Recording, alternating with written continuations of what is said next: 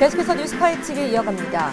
충북 청주시의 지난 1년간 누적 확진자 수가 500명대로 넘어선 가운데 청주 지역 내 코로나19 확진자들 중 66%가 지역 내 연결고리를 타고 감염된 것으로 나타났습니다. 이에 대한 자세한 소식 뉴스파이치기에서 알아보도록 하겠습니다. 네, 국장님, 이 사회적 거리두기 강화 연장 이후에 전국적으로도 그렇고 우리 지역에서도 감염자가 조금은 또 주춤하고 있지 않습니까? 네, 아직까지도 산발적 감염이 지역 내에서 지속이 조금씩은 되고 있는데요. 현재까지 지역별 확진율을 조금 살펴봐야 될 것 같은데 아무래도 청주시가 충북 지역에서 그래도 인구가 가장 많다 보니까 그래도 확진율이 가장 높을 것으로 예상이 되는데 어떻습니까? 네, 그렇습니다. 그나마 지금 다소 약간 그래도 최악의 위기는 좀 넘긴 것 같습니다. 그렇죠. 안심하기는 물론 이르고요. 네. 그리고 지난해 뭐 1월부터 2월부터 12월까지 한 1,000명 정도가 발생했는데 충청북도에서 네. 1월 한 달 동안 500명이 발생했어요. 네. 그러니까 이 3차 대유행이 얼마나 심각했는지를 알 수 있고요. 그리고 이제 청주가 그 1,500명 중에서 500명이 청주가 가장 많은 거죠. 뭐 인구도 많긴 합니다만. 네. 그다음에 이제 김장무인 감염이 크게 확산했던 그렇죠. 그 제천시가 그 다음으로 많고요. 네. 그다음 병원 집단 감염이 이제 있었던 음성 그리고 진천, 충주 순으로 확진자 수가 많았습니다. 네, 1월 한 달에만 500명이 넘게 발생을 했다고 하니 참 그야말로 엄청난 대유행이었다라고 짐작을 해볼 수 있을 텐데요. 최근 청주시가 이 지역 내 확진 추이와 전파 사례를 분석한 결과 청주 지역 내 전파로 인한 감염 비율이 상당히 높았다고 나왔다고 하더라고요. 그렇습니다. 이제 보니까 이제 외부에서 전염이 되거나 감염이 된 후에 네. 이제 자체 내에서 충북 네. 지역 내, 청주 지역 내에서 이제 전파하는데 그 전파하는 사람 수가 많은 거죠. 그렇죠. 그리고 보면은 542명 중에서 66%인 358명이 지역 내 전파 사례로 그렇게 이제 분석이 됐고요. 네. 그 다음에 이제 타 지역 접촉은 79명, 감염 경로가 불분명한 경우도 59명, 네. 해외 유입은 한 44명 정도인데, 그래서 지역 내에서 많이 퍼지고, 그 다음에 어떻게 걸렸는지 모르는 경우가 많다는 거, 적지 이 않다는 부분도 거. 상당하네요, 비율이. 상당히 심각해서 네. 지금 이제 이런 추세들이 과연 어떻게 전파로 이어질지 걱정스럽죠. 네, 지역 내 전파율이 무려 66%, 상당히 높은 수치라고 볼 수 있는데요. 주로 그렇다면 가장 많이 감염이 되는 장소 또 궁금한데요. 일단은 자택이 33.8%로 가장 많습니다. 148명이 되는데 네. 결국 이거는 이제 밖에서 옮겨져서 집에 와서 가족들하고 식사하고 뭐 집에서는 마스크를 쓰는 집안이 거의 없으니까 네. 그러다 보니까 이제 자녀와 부인 또는 남편에게 전염되는 이런 사례가 많았고, 두 번째는 의료 요양시설입니다. 잘 아시다시피 여기 한 121명 정도 되는데 요양병원, 어디 거동하기 불편하신 분들이 여러 명이 이제 누워서 입원해 있잖아요. 그렇죠. 그러니까 전파의 속도가 높고, 그 다음에 이제 회사 48명인데 뭐 앞에 이렇게 사무실 내에서 마스크를 잘 쓰는 데도 있지만 네. 뭐 좀 그렇지 않은 것도 있으니까 여기서 그렇죠. 옮겨지는 경우. 그리고 좀 특별한 게 또 교회에서도 32명이 있었고요. 네. 사업 설명회에서 8명이 발생했습니다. 네, 자택 비율이 상당히 가장 높은 것으로 좀 나타났는데요. 그렇다면 인구별 발생률을 조금 더 살펴봐야 될 것 같습니다. 인구별로는 어떤 현황이 나타나고 있나요?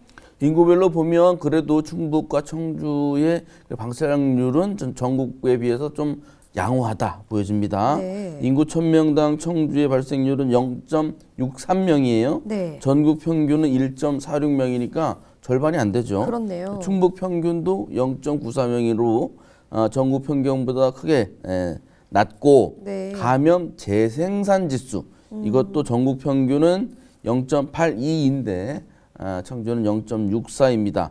이 정도로 이렇게 낮은 것은 그나마 네. 좀 재생산 지수도 그렇고, 네. 그러니까 지금 이렇게 발생자 수 줄고 있잖아요. 그렇죠. 그런 추세가 좀 더 가팔라질 것이다라고 이제 추정할 수 있는 대목이 되겠습니다. 네, 그래도 조금 걱정을 많이 했는데 인구가 많은 거에 비해서는 발생률이 그렇게 높은 편이 아닌 것으로 나타났고요.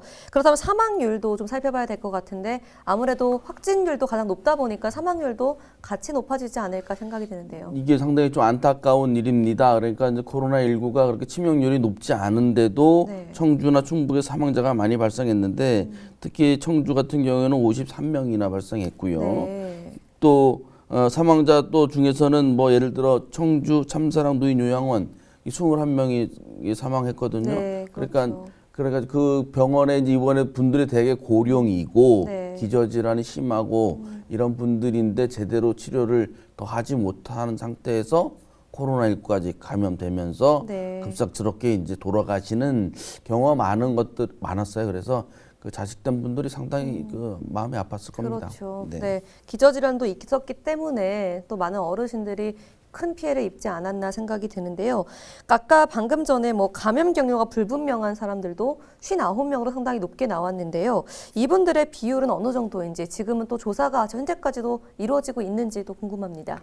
그러니까 이제 지역의 규모랑도 연계가 되어 있습니다. 수도권이나 서울 같은 경우는 이제 네. 전국 평균이 25.1%나 되거든요. 감염 네. 경로가 불분명한 네. 게 수도권은 조금 더 높고 청주 같은 경우는 11.1% 정도이니 상대적으로 낮은데 절반이 안 되네요. 네, 그런데 이거는 뭐 낮은 게 문제가 아니고요. 네. 감염 경로가 밝혀지지 않으면 굉장히 불안하죠. N차 감염 우려가 그리고 있잖아요. 거기에 슈퍼 확진자가 많이 있다든가 하면 그렇죠. 언제든지 폭발적으로 늘 수 있는 가능성이 있기 때문에 네. 사실 이건 뭐 이런 퍼센트는 큰 의미는 없다고 봅니다. 문제는 이 코로나 초기에는 감염 동선, 이동 동선을 정확하게 파악을 했는데요.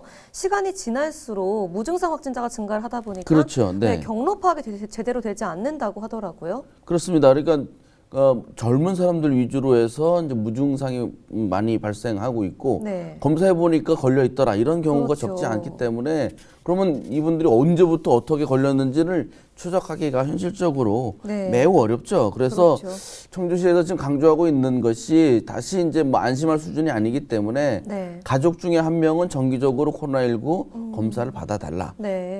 또는 이제 집단 생활하는 뭐 요양시설이라든지 교육시설이라든지 이런 데 계신 분들도 자주 검사를 받아달라고 얘기하는 게 네. 계속 신속하게 파악을 해서 네. 계속 차단해 나가려고 하는 노력이죠. 그러니까 가족 중에 한 명씩은 꼭 코로나19 정기적으로 검진 받는 거 매우 중요하다고 생각합니다. 네, 무증상 확진자가 늘어나고 있는 요즘에 또 검사 비용도 무료로 또 진행이 되니까요. 좀 꼼꼼하게 조금이라도 이상 증상이 나타나면은 검사를 해보시는 걸 추천드리겠습니다. 네, 지난 1년간 청주시에서 발생한 코로나19 확진자의 66%가 지역 내 감염인 것으로 분석되고 있는데요.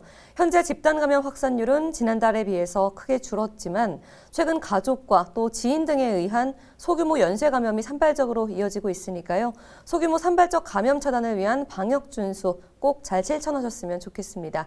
오늘 뉴스 파헤치기 여기까지 하겠습니다. 도움 말씀 주신 안태희 국장님 고맙습니다. 네, 감사합니다.